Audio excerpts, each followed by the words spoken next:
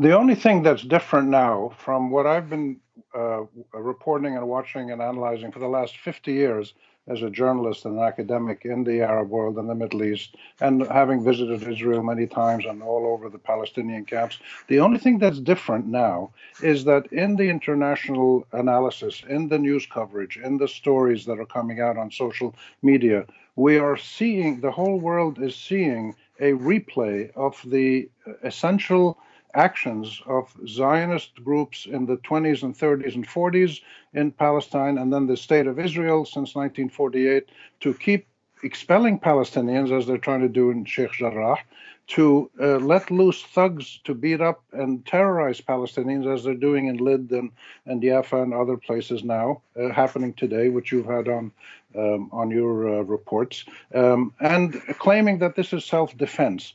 That's new. What's new is that the world is seeing the totality of the Zionist and Israeli action plan that succeeded in creating a strong Israeli state, which has many beneficial things in education and science and medicine, but is also the longest running colonial enterprise in the modern world from the late 19th century to the early 21st century. And so this is new. So this has to be grasped to find a resolution that allows Israel to live in peace, which we accept to do as Palestinians, and allows the Palestinians to live in peace as well in their own state, and resolving the refugee claims of both sides.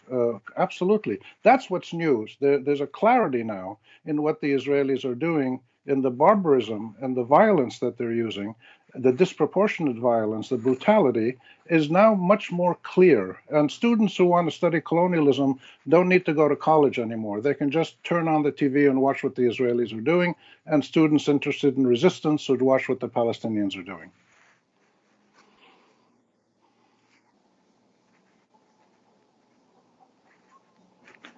You're correct. Right now, today, there's no significant change that's visible, but what is visible, and if you compare this to the time span of the South African conflict, of Northern Ireland, and other conflicts around the world, racism in the United States, these took decades and decades to reach a point where the public and the political class were so exasperated with the atrocities by one side over the other, the occupying force over the occupied, that they finally moved and came up with negotiated political resolutions. We haven't reached that point yet in the Palestine-Israel conflict, but what you're starting to see is glimpses of this, where members of Congress in the United States speak out openly about this, asking the government, check, why are the Israelis using white phosphorus and American arms to attack civilians and kill people, demolish entire buildings? These are war crimes. The UN, the Amnesty International, everybody has said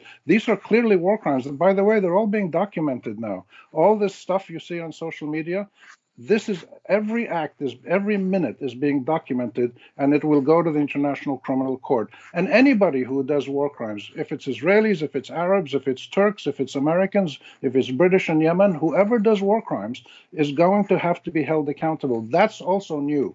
So there are some elements here that are indicating that we are not at a tipping point, but we are at the beginning of a process of watching history evolve slowly. And this is really significant. And what we need at every step of this process are the facts and the truth, and applying the law equally to both sides. The book of Deuteronomy tells the Hebrews to pass on to the world God's message, pursue justice and only justice. That's what we believe in. That's what I believe in. That's what all humanity should believe in. There must be an equal application of the law to find the moment when the conflict ends, justice prevails, and some kind of normal relationship reemerges. Can you imagine what would happen when the Palestinians and the Israelis joined forces in two states living side by side?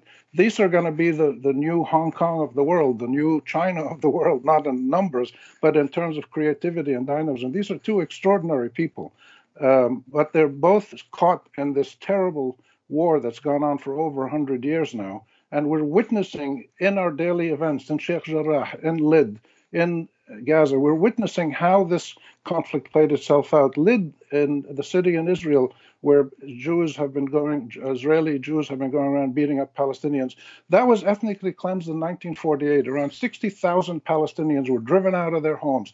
Yitzhak Rabin signed the expulsion order, said, get the civilians out of here. And that was what the Zionist groups were doing before the state of Israel was created.